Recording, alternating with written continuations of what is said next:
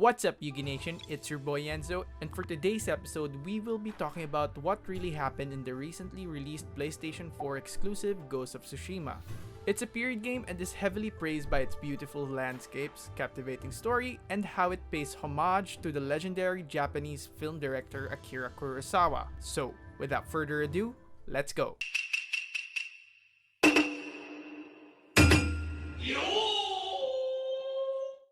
So to start this little history lesson off, Ghost of Tsushima is based on the first Mongol invasion of Japan, which took place in 1274 and 1281. The invasion was a major military effort undertaken by Kublai Khan of the Yuan dynasty to conquer the Japanese archipelago after the submission of the Korean kingdom of Goryeo to vassaldom. Ultimately a failure, the invasion attempts are a macro-historical importance because they set a limit on Mongol expansion and rank as a nation-defining event in the history of Japan. In the real invasion, the Mongols' path took them first to Tsushima Island, located between Korea and Japanese mainland. Kublai Khan led the invasion, which is, in the game, is Khotun Khan.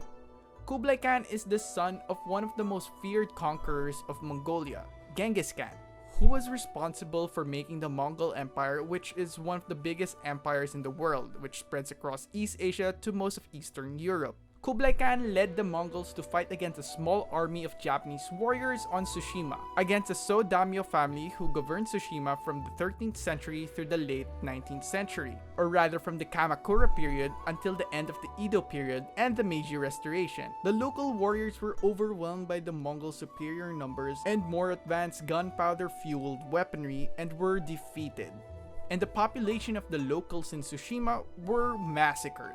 After leaving Tsushima, the Mongols continued and extended their raids in Japan's nearby islands. But the invaders were eventually repelled when a typhoon destroyed much of their fleet in Kyushu, Japan.